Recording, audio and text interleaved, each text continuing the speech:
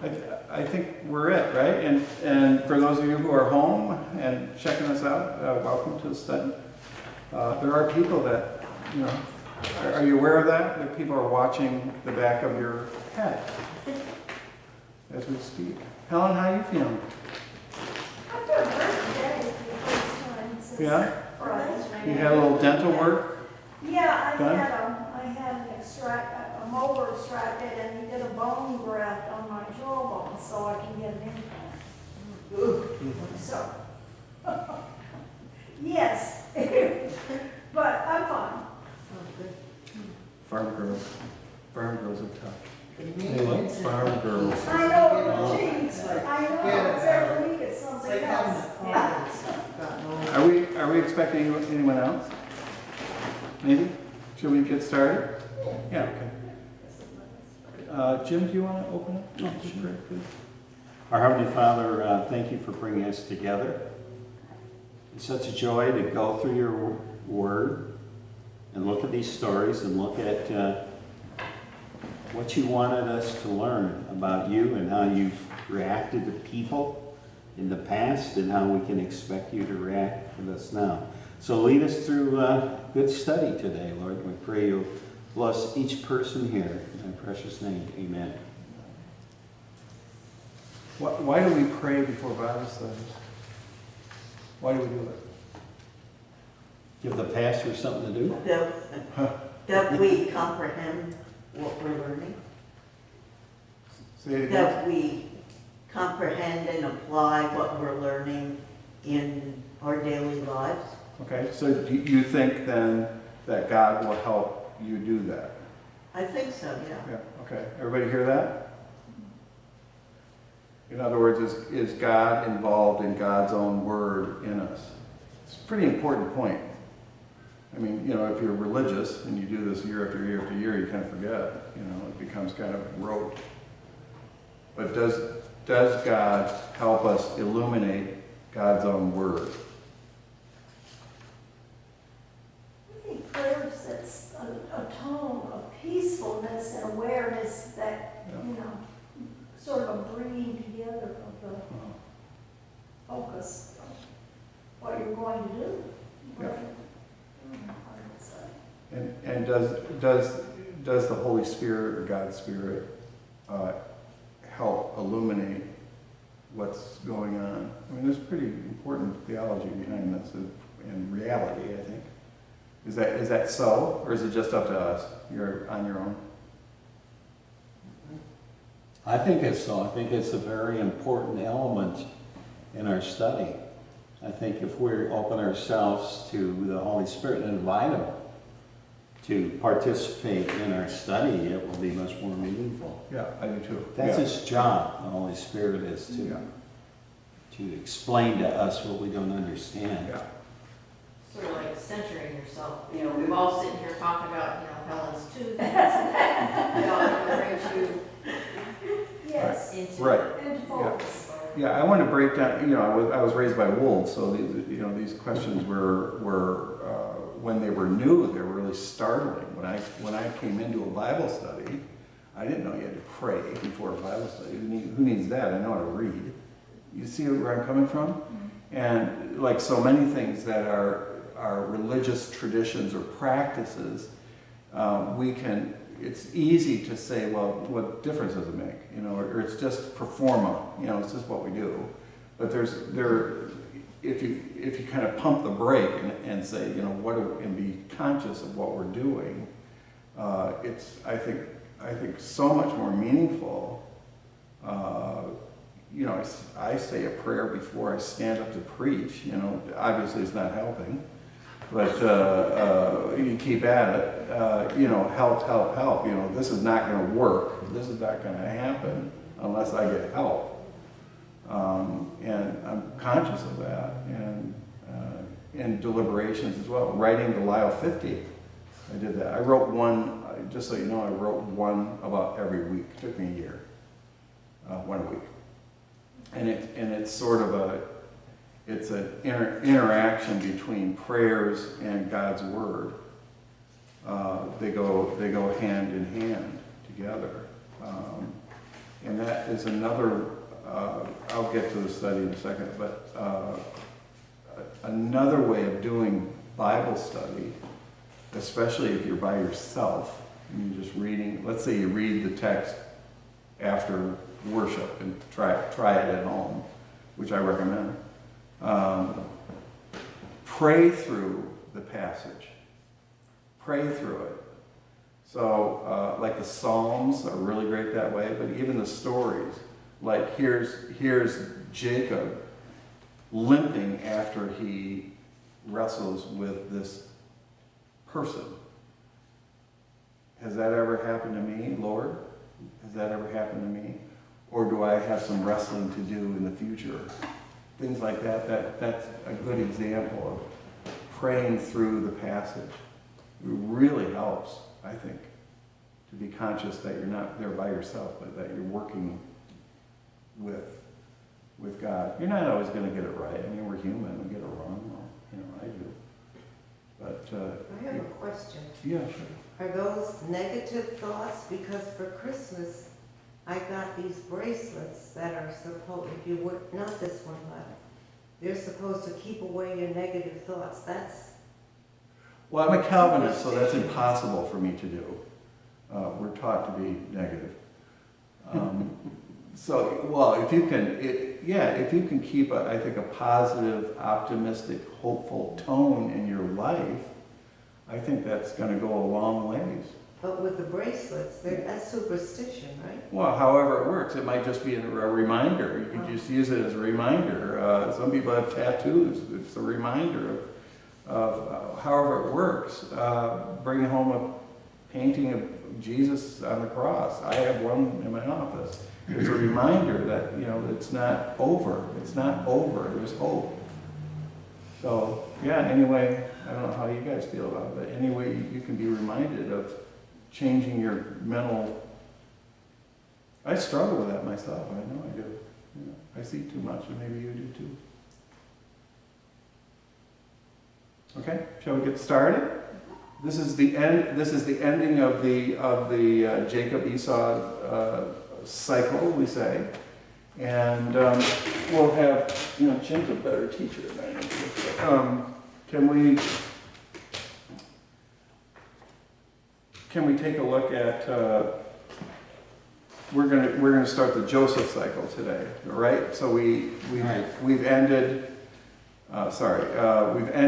the Jacob /Israel cycle, and now we are and Esau, and now we are going to start on another big story about Joseph, and this story will end the book of Genesis.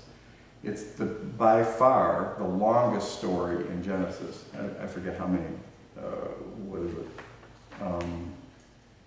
13 chapters. It's a lot. So. You got to pay attention to that a little bit as far as the expanse of the story. It's a big story.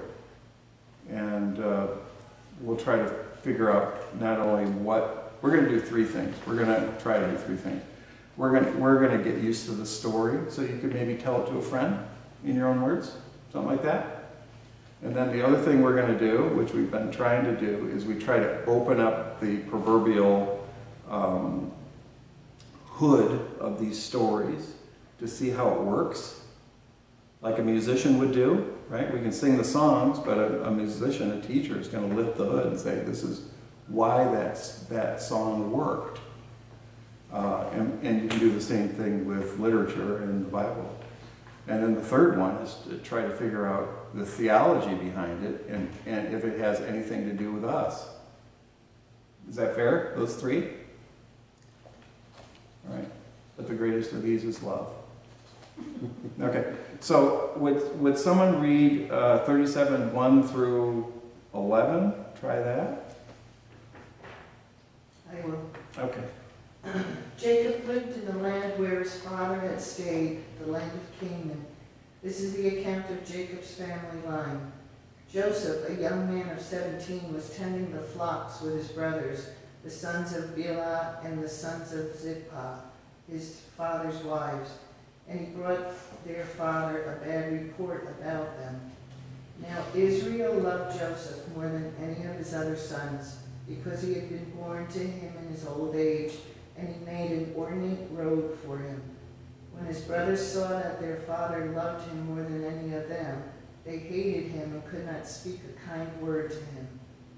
Joseph had a dream, and when he told this to his brothers, they hated him all the more. He said to them, "Listen to this dream I had. We were binding sheaves of grain out in the field, when suddenly my sheaf rose and stood upright, while your sheaves gathered around mine and bowed down to it." His brother said to him, "Do you intend to reign over us? Will you actually rule us?" And they hated him all the more because of his dream and what he had said. Then he had another dream, and he told it to his brothers. "Listen," he said, "I have had another dream, and this time the sun and the moon and 11 stars were bowing down to me." When he told his father as well as his brothers, his father rebuked him and said, "What is this dream you had? Will your mother and I and your brothers actually come and bow down to the ground before you?" His brothers were jealous of him, but his father kept the matter in mind. Okay, thank you. Here's another lovely family. I can't wait to join it. This is free information, and I've mentioned this before, I think maybe in worship too, is when you see in the Bible that there is that there's a note about a family line, and then you get a family lineage. That is a literary device in the Bible that'll say, okay, new story's going to start. Okay. Whenever you see that, there's a number of them in the Old Testament. There are 2 of them in the Gospels. Matthew and Luke both have them. Here's the genealogy of Jesus, and here we go. And they do that so you slam on your brakes, and reading wise, and you say, okay, look, we've got a new and probably big story coming up. It's just a signal, okay? There are other things in there that are maybe interesting. I mean, there are some lineages that are extremely funny at times, because a harlot will be mentioned in I think Matthew, and it's like, okay, this is my family, right? This is my family. Cheats, harlots, drunks. It's kind of gracious in a way. Don't you think? We're going to include them all. But this story, something with the story that follows, something big and usually redemptive is going to happen. When you look at your own genealogy in your family, and you talk and you ask yourself, what stress did this person go through, this generation, and how did they deal with it? You can see alcoholism, you can see suicide, you can see mental illness, you could see success, achievement, whatever. But if you have things that are very difficult, and I've done hundreds of these things over the years, hundreds and hundreds, at some point you will often see a person who acts like a firewall, and whatever that difficulty is going down through the generations, it ends with that person. And it's similar in the Bible, where you've got this genealogy running through, and sure enough, somebody's going to end it. And I guess we'll ask the question at the end of our Genesis: did Joseph end? Did he act as a firewall? Does that make horse sense? And maybe you've been a firewall yourself in your own family, if you see it. There's a great book called Genograms, and in it explains all this better than I just did. But in it, they have famous family trees, the Kennedys, and so on, famous persons that everybody would know mostly, and you can just see how it runs through. Things run through the family, and who might be the firewall. So, okay. Let me ask you this: is there any other Joseph in the Bible? Joseph, Jesus' father. Okay. I want you to kind of on the back burner, think about parallels between those two Josephs.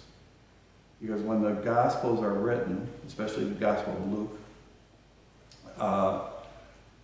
the Gospel of Luke will make it very obvious. If you know this story, it's a parallel story.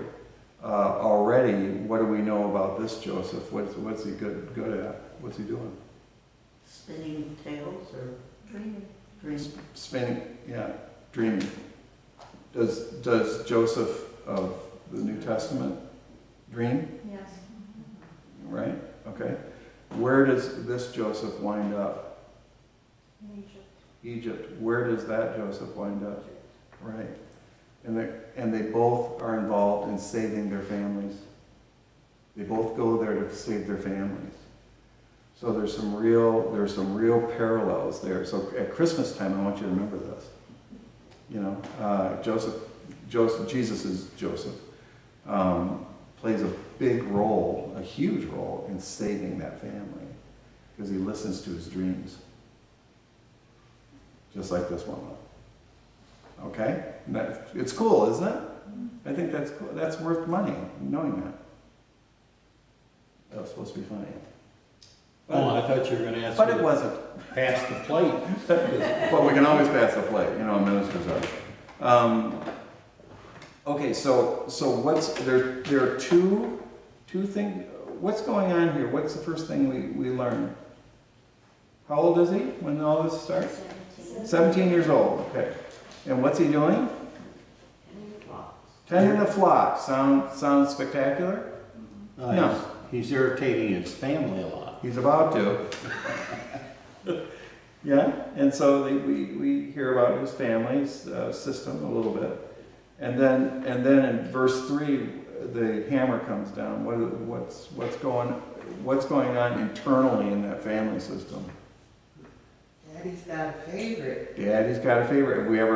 Have we ever seen that before in Genesis? Mm-hmm. Who's been a favorite? Who's the first favorite? Cain and Abel? That's the first one, right? Where God chooses Cain over Abel. What's the second one? No. Or Abel over Cain. Yeah, thank you. Thank you. What was the last one we just went through? Jacob. Jacob and Esau, there's a favorite. Yeah. And they vie for being favorite. Yeah, and now we've got this one. What's dangerous about having a favorite in your family? Jealousy. What's the big deal? Jealousy? They get their own way a lot, and then that creates envy and jealousy. Envy? Yeah, jealousy, envy. There's a series of books on the 7 deadly sins. And I read the one on envy, and they're all written by non-Christians, which is interesting, right? They're little tiny books. I think I have mine in my office. I should read the whole thing, but I'd probably commit suicide. But listen, envy, according to that writer, I thought was really poignant. Envy is not just wanting what the other person wants, but it's wanting what the other person wants, but then you also want ill for that person. So it's a double sin. I'm not saying that's right, but I thought it was a really interesting way of looking at it. You want what they want, and you want ill for them on top of it. What else in a family system creates? What else does favoritism create in a family system? Divides. Divides. Anything else? I think you get a warped sense of a reality.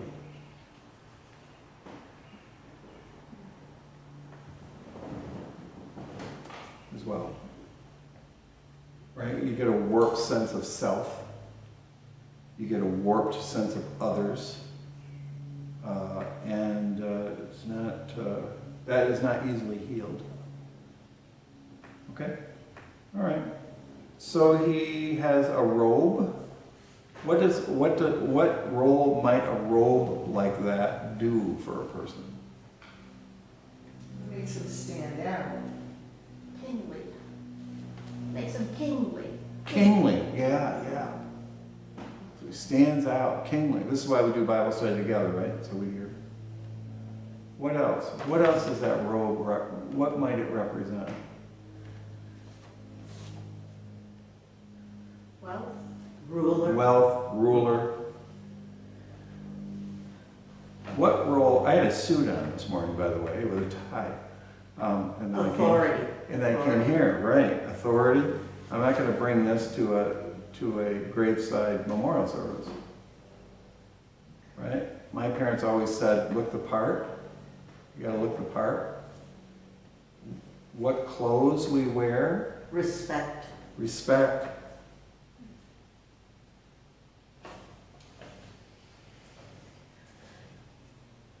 Otherness. Otherness. See, a warped view of reality. When you hear the phrase, the king has no clothes, what does that mean for you?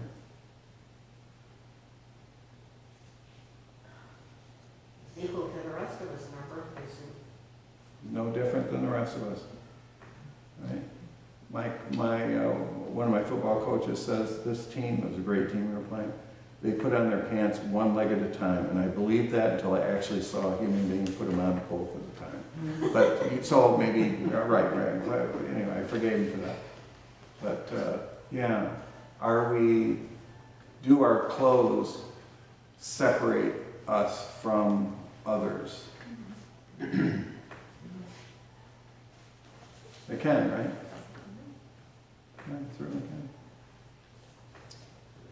Okay, and then,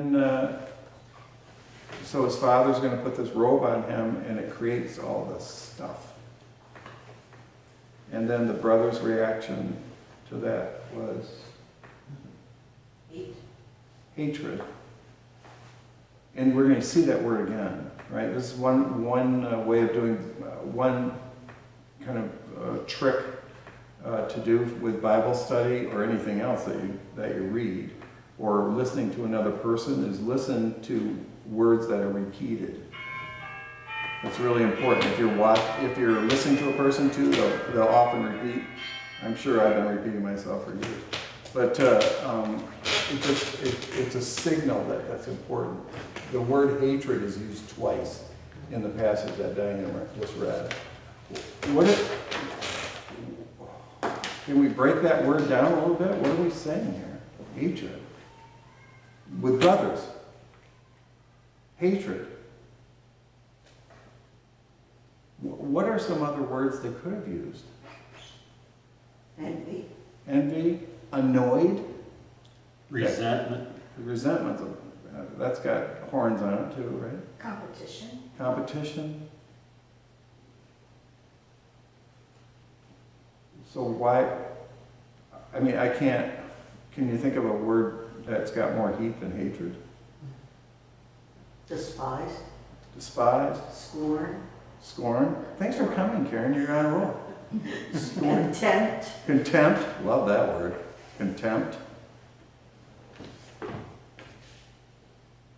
Why are they cranking that up, that word? Why are they using that word?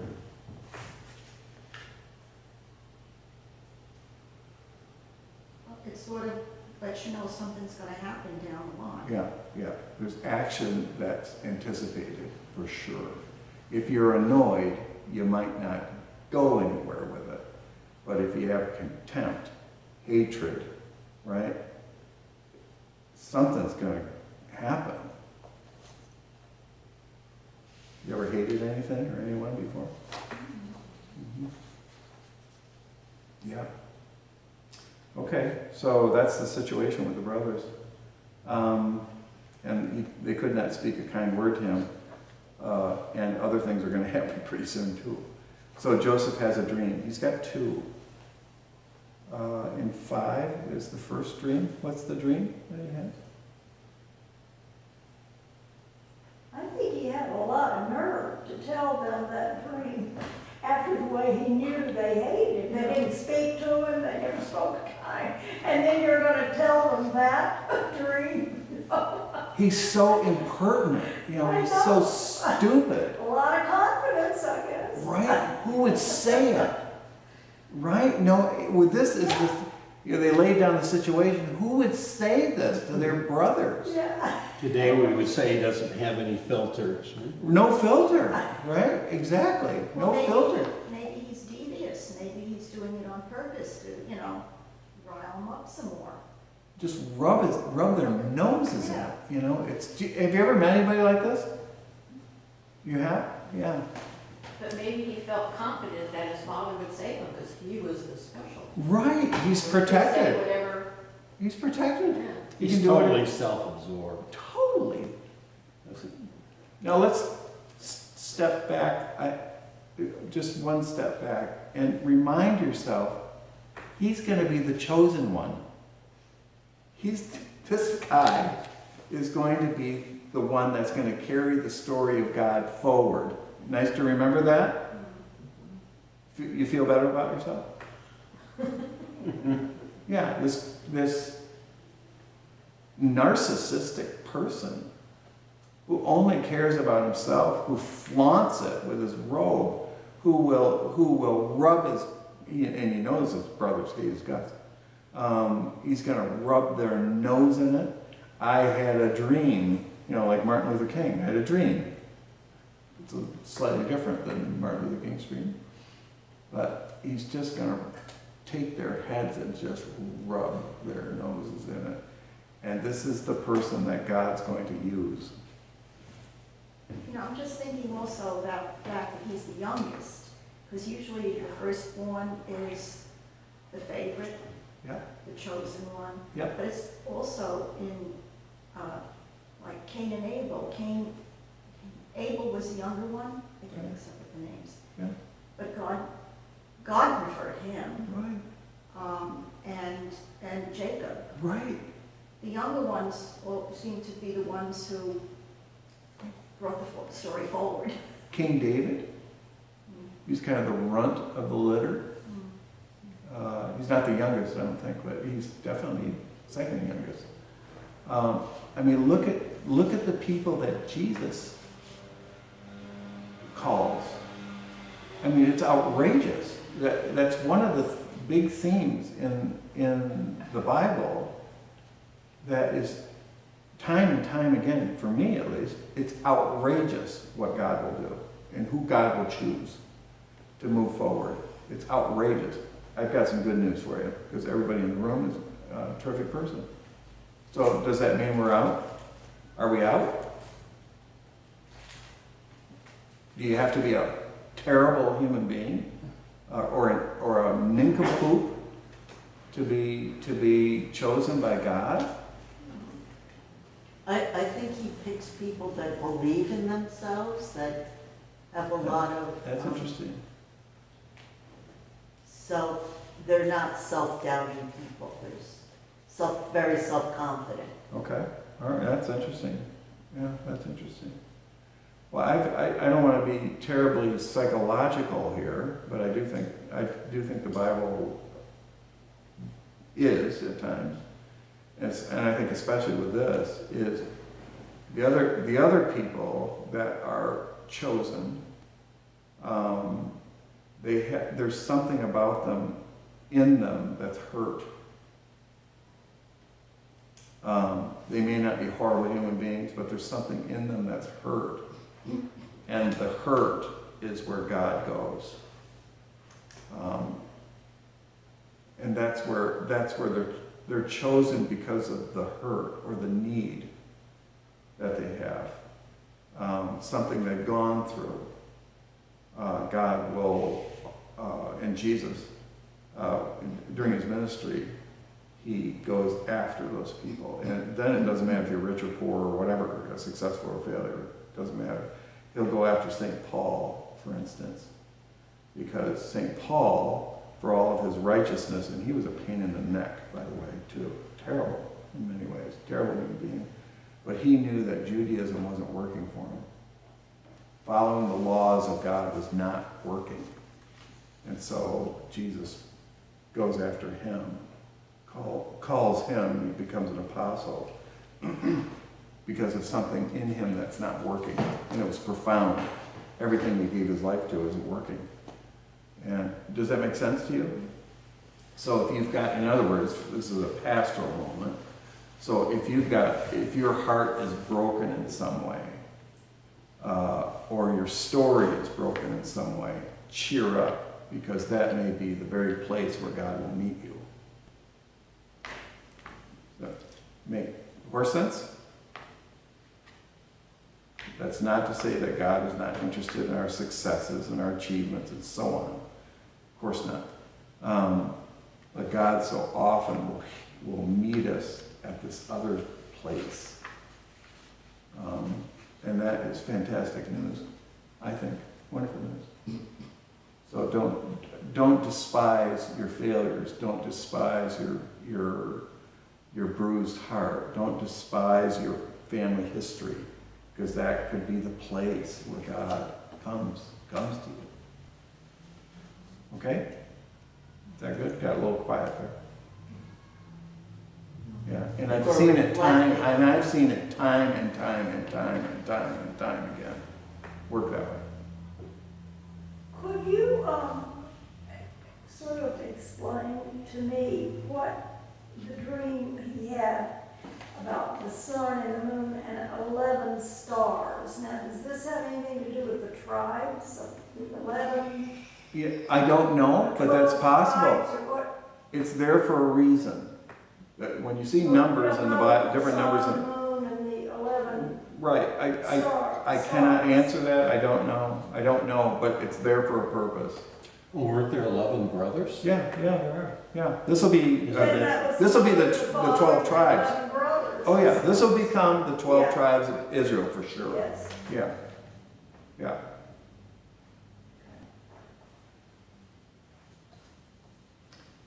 So the bowing down, the dream about bowing down, and then he gets another one with the same word, right? Bowing down. Do the dreams come true?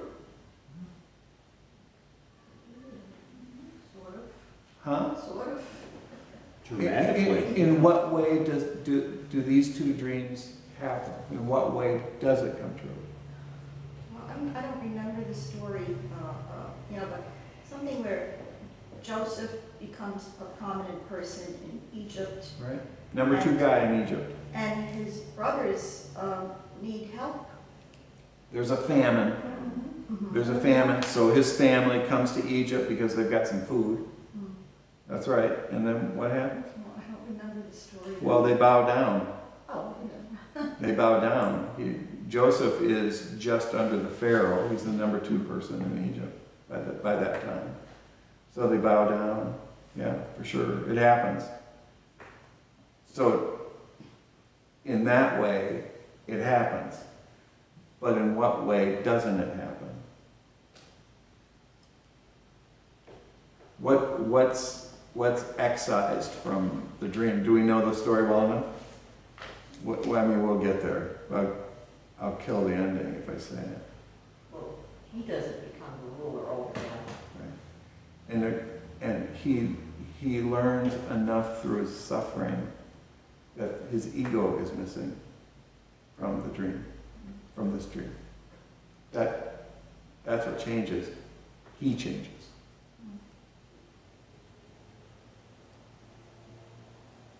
Which is pretty cool, I think. Now God has to, as we'll see, God's got to jerk him around quite a bit to get to that point. But his ego changes. So the dream is true to a large extent, and the dream his interpretation, Joseph's own interpretation of his own dream and the importance of it is not true.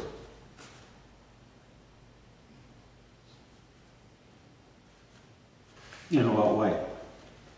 Because when someone bows down to you, it only reaffirms his own understanding of his position in the family. His position in the family by the end of the story is totally different. He's going to save his family. He's not being bowed down to like what he thought now, like I'm all that. He's going to be bowed down to because he saved his family.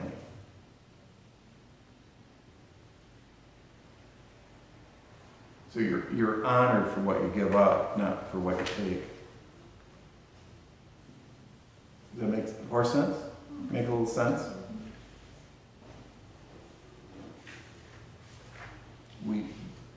We might do the same with Jesus, bowing down, giving obeisance to Jesus. We don't do it because he's the bee's knees. We do it because he laid his life down for us. Yes? Is that right? Is that right? It's an act of radical redemption on the part of Jesus. And he's worthy of bending the knee. How am I doing? You doing okay? Okay. All right, so those are the dreams. And his father, a little late, rebuked him, right?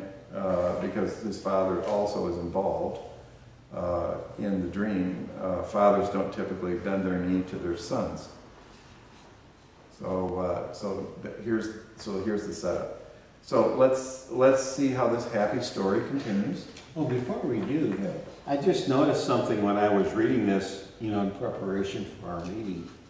And verse 11, his brothers were jealous of him, but his father kept the matter in mind.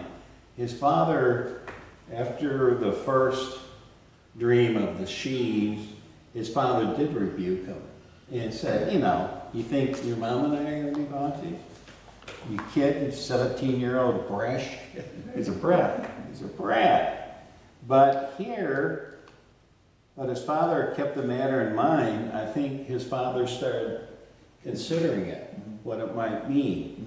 He kind of shifted, rather from a judgmental to say, well, what's this all about? It was an interesting way for it to be said. Maybe there's more to it than this. Right? Yeah. Maybe there's something to it. Yes. Yeah, that's really good, Jim. Okay, could we have someone read 12 through, 18?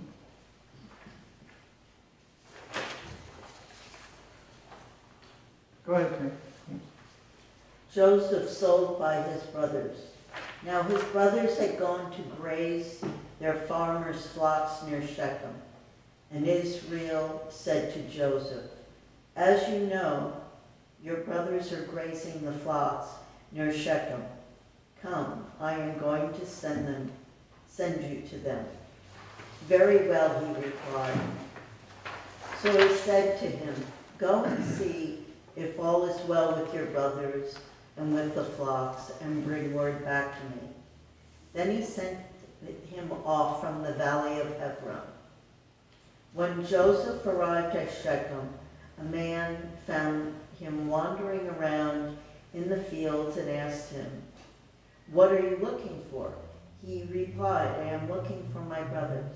Can you tell me where they are grazing their flocks? They have moved on from here, the man answered. I heard them say, let's go to Dothan. So Joseph went after his brothers and found them near Dothan.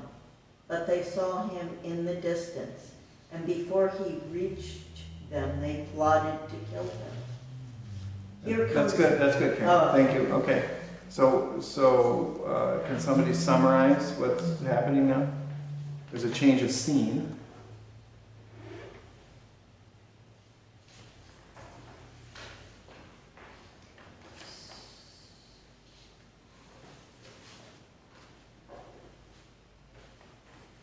So the father tells Joseph to go out to Shechem to find the brothers where they're grazing their flocks. Go check them out, right? Does the father know how the brothers feel about Joseph? Not quite, right? Would you do that as a father? You go by yourself and go check out your brothers. See how they're doing. Was it because he was so special that he didn't have to work and be out there? with the Right, rest of that, right, that too, right? That's really gonna endear the brothers too, right, doing, right? So, Joseph, why don't you go head over there and just see how things are going? Yeah, that's kind of another problem with favoritism. You can't see the faults Yeah. of the person that you're favoring. You're just kind of blind to it. Yeah, and blindness also runs through, I mean, there's lots of themes through the Bible, but blindness and deafness, not just physically, but psychologically, run right through it too. Because you can see another story where, oh yeah, he doesn't know what's going on either. Well, Isaac doesn't know what's going on between his kids, right? Jacob and Esau. And he doesn't realize, right? He's blind, and he's blind in many more ways than physical. And here we've got another father who is blind to it, doesn't see what's going on, maybe doesn't want to see, Yeah. right? And the brothers, okay, so we finally they move on to Dothan or whatever it is, and the brothers will see him coming. Why do they see him coming from a distance? This is on purpose, by the way, writing this. His coat. His coat.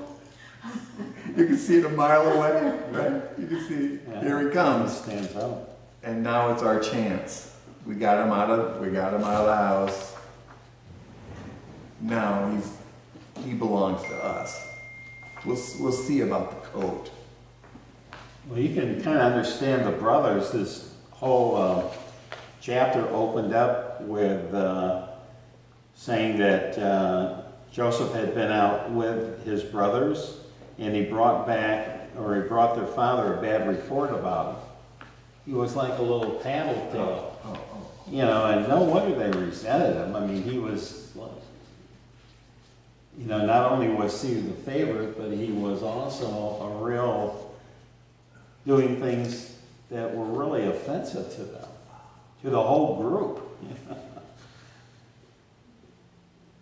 Okay, so let's see what happens. Wanda, you wanted to read? Can you read 21 through 28? Or 19. Or 19, excuse me, yeah. Okay. Here comes that dreamer, they said to each other. Come now, let's kill him and throw him into one of those cisterns and say that a ferocious animal devoured him. Then we'll see what comes of his dreams. When Reuben heard this, he tried to rescue him from their hands. Let's not take his life, he said. Don't shed any blood. Throw him into the cistern here in the wilderness, but don't lay a hand on him. Reuben said this to rescue him from them and take him back to his father. So when Joseph came to his brothers, they stripped him of his robe, the ornate robe he was wearing, and they took him and threw him into the cistern. The cistern was empty. There was no water in it. As they sat down to their meal, they looked up and saw a caravan of Ishmaelites coming from Gilead. Their camels were loaded with spices, balm, and myrrh, and they were on their way to take them down to Egypt. Judah said to his brothers, "What will we gain if we kill our brother and cover up his blood? Come, let us sell him to the Ishmaelites and not lay our hands on him. After all, he is our brother, our own flesh and blood." His brothers agreed. So when the Midianite merchants came by, his brothers pulled Joseph up out of the cistern and sold him for 20 shekels of silver to the Ishmaelites, who took him to Egypt. Great, yeah. Wow. Right. All the compassion that Judah was showing, amazing. Yeah, what do you think about these brothers? Is there anyone stand out that,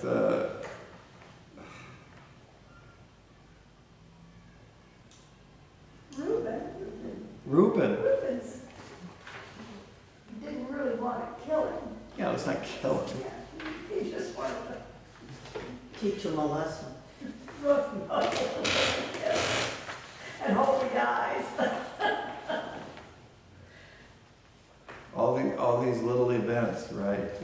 can you see, okay, look above now.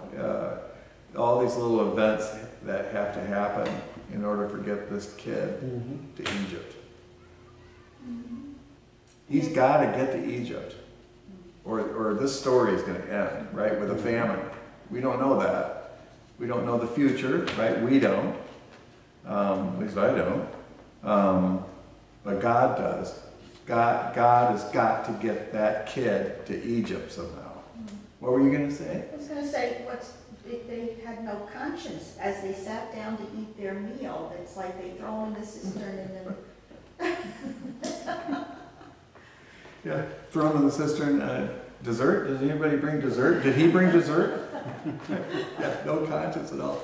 And they also are very contemptuous of his dreams. Did you notice that? This dreamer. Can you hear it? Can you put yourself in the scene, or kind of from a distance, you watch this thing going on? Yeah, this dreamer. They have no, if you don't have any regard for dreams, what do you become? If you don't care about your dreams or anybody else's dreams, what do you become? Cynical? Cynical. What else? What do you become? Have you ever told somebody your dreams and they couldn't give a damn about them? That happened to me before. So what are you? Then you're just what? You're just a person of No empathy? no empathy. All you care about are the nuts and bolts of life. That's it. This is all there is. I get that a lot from people. I hear that a lot. No dream, no hope. All there is working, and you die. Yeah.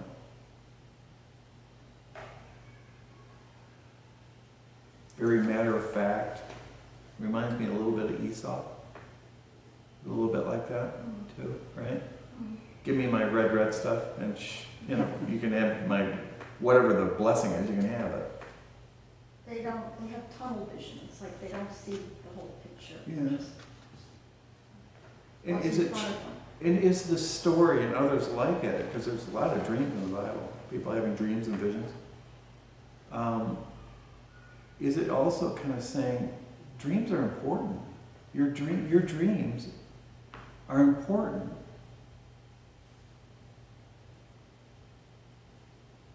Yeah, your dreams can push you forward. Right. If you have it, it gives you hope that Yeah. something, you may invent something, your life will improve, Absolutely. Right. You become like a visionary. Yeah, you become a visionary. Yeah. Does a culture that respects and encourages vision, is that a good culture to be in? I'm not talking about pie in the sky, by the way. We know that too, right? People who Michael S. Martinez was in my first church I was a member of in Grand Rapids. He was 5'3". He stood up and said, "Are there prayer requests?" He said, "Yeah, I want to get into the NBA, but I need to work on my left-hand dribble." Right. That was all that was holding them back. That's right. His left-hand dribble. I can still see him do it. Madison Square Christian Reformed Church, it was about this size too, and I could tell you right where he did it with the microphone. And yeah, that's a pipe dream, maybe. But is it important for, let's say, a church or a family or a country to encourage visionary thinking, dreamers? How important is that? It keeps you going. It gives you hope and improvement. Yeah. Don't you also think it's good to encourage pipe dreams too? I mean, would we have ever gone out into space if we hadn't had pipe dreams? There you go. Okay. Right, okay. Yeah, and then what makes for a pipe dream? I don't know. I mean, Jacques Cousteau, he wanted to be a fighter pilot in World War I. You know that, right? And he had a stroke, and he wanted to stay with it. And his doctor said, the only way you're going to recover is by swimming. And, the rest is history, right? How he literally got into the water, but it was because he had a stroke as a young man. So his dream shifted to, instead of the sky, it was the ocean. How important is it? And does a church, does a family, does a country develop institutions, let's say, or places for people to live out their dreams, to encourage it, right? If you dream to be a doctor and there's no medical colleges, you're stuck. It can't happen. If you want to be a musician and nobody's going to provide or create instruments, you're stuck. Do we work together in such a way that we help each other fulfill our dreams? It's a real question. Now it's not a question of you, it's a question of us. And both have to interact, I think, in order for that to happen. Am I talking sense? Yeah, one of the prophets said, did he not, that without a vision, my people perish. That's right. And that's hitting right exactly along what you're saying. Yeah. Talk about dreamers too. I think Adaka, our young people. That's interesting. Our young people Yeah. are called dreamers. That's And- right. And I think there are some good parallels there. Yeah, I think so. And then, the prophets also say to the leadership, the political and religious leadership, you have healed my people lightly, which I think relates to that too. To heal a person is to get them back into, full swing. I don't know. I think that, for instance, our country, we've always had these taffy poles, I call it. It's gotten a lot more serious now. But you have to have both. You have to have personal responsibility, and you have to have institutions that work together for people to live out fruitful lives. Life, liberty, and the pursuit of happiness. That's the idea, right? If I have that right. In order to do that, you have to have both. And so these guys here in the story, you cannot kill. It's dangerous. You cannot kill people's dreams. Now maybe his was wayward in terms of his own ego. I'm talking about Joseph now. But to have that dream is going to save the story. Without Joseph going to Egypt, the Bible is stopping at Genesis. There is no more story. He becomes, as I said before, I don't mean to, anyway, he becomes the firewall for this story. Otherwise, it's disaster, it's catastrophe. They're going to be swept from the field if this doesn't work. So, all right, so let's talk about the brothers again. These are the dream killers. So what's the discussion with the brothers now? Here he comes, this idiot brother of ours, he looks like Elton John, if you want to put a picture in your head. Think of Elton John. It's not bad, right? Think of Elton John walking through the desert. Then you've got the picture, right? With the glasses and he's probably going to, All of a sudden, Right, he starts playing. He can do anything, right? The dreamer. I was thinking of Freddie Mercury too in that. Right, that would be a pretty good picture too, I think. So he's cruising. He's getting closer and closer. Tell me about this conversation with the brothers. In your own words, what's being said? They're thinking of different ways to do away with him or get him out of the picture.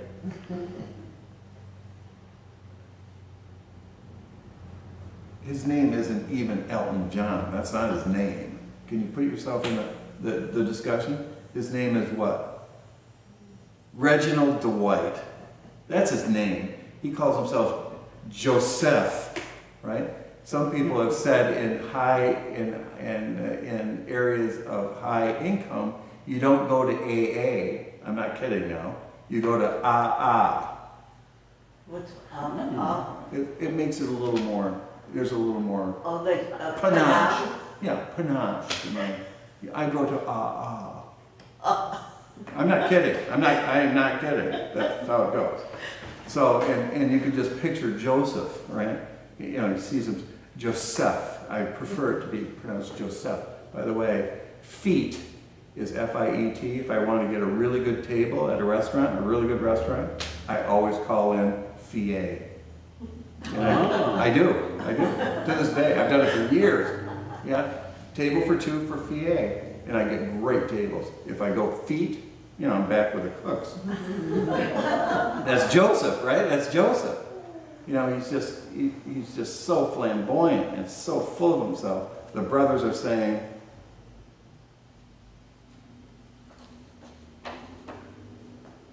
do you hear the dialogue between the brothers?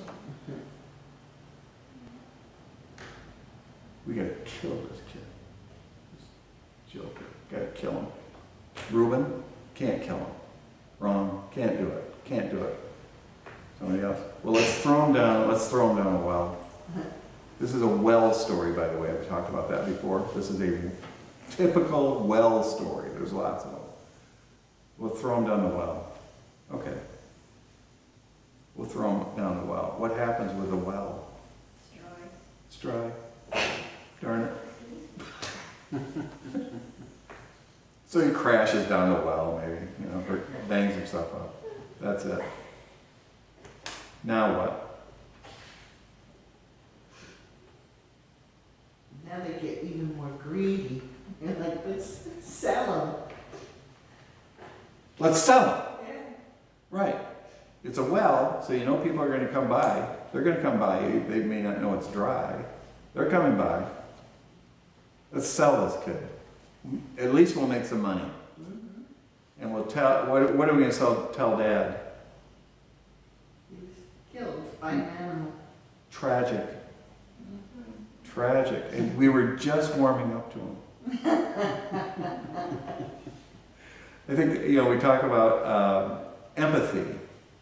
One of the important things of reading anything, I think, of novels or watching a movie or whatever, reading the Bible especially, is you got to have empathy. In other words, you got to try to get yourself in that story, if you can. Can you hear their voices? Can you hear? What does it sound like for a person to be thrown down a well? Echoing. Right, it echoes. Hey, what is Joseph saying as he's before he's thrown in? What is he saying? How's he protesting? I thought you guys were going to bow down. This is not bowing down. I mean, is it funny? Is it crazy? Have you ever seen anybody be thrown down a well? No, me neither. But can you imagine it? Can you empathize? Like, what is that scene like? It's crazy. terror. Terrified. Like, what? I didn't mean it. Did he say I didn't mean it? I think I meant you. I was bowing down to you guys. That's it. And this isn't my coat. It's just on loan for the weekend. I mean, what is he saying? You know, it's important to be able to picture anything. I mean, if you're seeing a movie, reading a novel, or whatever you're doing, reading a newspaper, can you enter into that story? It's really important. Music is like that. Can you enter into music, or do you do it like this? You know, show me. You don't let it in. You gotta let it in. What's happening with the brothers? So they're going to sell him. And here they come. And where are they going? Where are they going? Egypt. Here we go. I'd like to know more about Reuben. Wouldn't you? What do you think he's like? I just, you know, he must have really suffered guilt because he really thought he was going to rescue him. Yeah. And then, you know, how did they go back to their father and keep their mouth shut or don't have something happen to them internally, especially Reuben. When they tell his father, he's gonna look at their faces, Yeah. right? This one's the same, that's the same, that's the same, that's the same, that one's not the same. Reuben. Mhm. Because he was somehow gonna figure out how he was gonna rescue him, and I don't know how he would have, if there's a gang of brothers all working together, and then, you think, well, he must be a little bit stronger that he thought he could figure out how to get him, go back and get him out and get him back there by himself. Yeah. And he may have thought that he was going to gain favor with his father if he returned Okay. Yeah. Joseph to him, since he was his favorite. Yeah. He was probably going to go up the ladder a little bit Right. too. But then the other brothers would hate Reuben. Right. Yeah. Is the word consigliere, is that a word, am I pronouncing that correctly? A consigliere in an Italian mob family? The Don. You're not the Don. As I understand it, you're not even Italian necessarily, but you're the one over here that people refer to. You The give council. them Counsel. Advice. advice. Advice. They're advisors. The consigliere is somebody that Yeah. advises the. Maybe not a family member even. Doesn't have to be. Not a made man. In The Godfather, it's not an Italian person, right? It's who plays that? Right. But maybe it can be in the family too, kind of the wise one, or the one that sees maybe a little bit. When I read this story, I think of that term for Reuben. Other people will play that part too throughout the Bible. Is that James Caan? No. No, it's the other guy.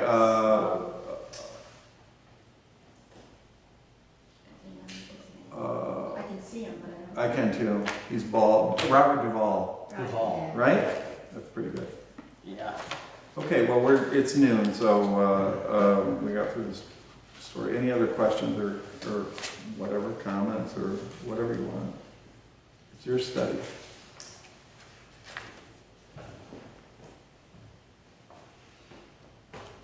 It's cool stuff, right? It's great stuff, and I really appreciate your contributions and your willingness to look at it. And It seems on the surface, it just seems like a very simple story until you really analyze it and Right. dissect it. yeah, I yeah, think that's true of the Bible in general. You really have to. I agree.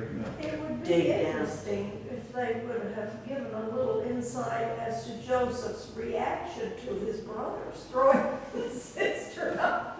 Was he kicking and screaming or what? Really? Calling them a few names? I don't know. This isn't bending the knee. This doesn't line up with my dream. Here you go. Bowing down. Right?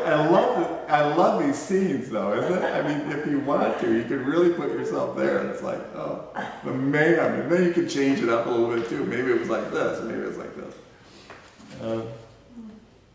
Yeah, a lot of the Bible, not all of it, but a lot of the Bible is impressionistic. This is kind of under the hood kind of stuff, where it's impressionistic. It doesn't, give you every movement, it's like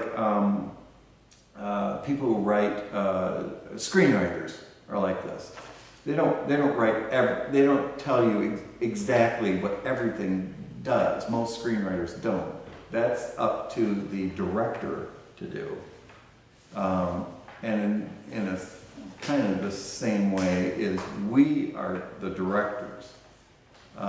It will give you an impressionistic look. It gives you enough of a scene, in other words, to enter into it, and then you get to play with it. It's kind of neat, right? The Bible trusts the readers a lot. The readers and the hearers get a lot of say in the Bible. A lot of it. it's a privilege, you know, to be invited into the story. It really, have always felt that way. It's so often will not tell you what to think. It's asking you what you think. What do you think about that? What's your reaction to that? Has something like that ever happened to you? Do you know somebody like that? It's always doing that. And that's not to say that there aren't directives in the Bible. There are laws in the Bible for sure. But even when Jesus says, love your enemy, he doesn't tell you how to do it, right? It's up to you. So he paints this sort of with a big brush, love your enemies. Yeah, thanks a lot, Jesus. It's going to take time. But it's up to the reader and the hearer to take that picture and make it your own. It's fantastic, I think. It's one of the best things about being a Christian, I think. It's up to us to kind of make it our own. I hardly ever tell a congregation what to do in a sermon, and that's why. If you've noticed that. I don't tell you what to do. It's none of my business. I'm more concerned about what am I going to do. But that's one of the beauties of being a Christian, I believe. You get to make it your own, in your own way. Yeah. Beautiful. Okie dokie, I'm going to go fishing. All right. Thank you. I gotta live here. Not that I don't love it. Oh, it's so good to be home. I had a great time, but it's really good to be home. Thank you, Jim. They came back yesterday. Yesterday afternoon. I got it. Thank you. Oh, we had a great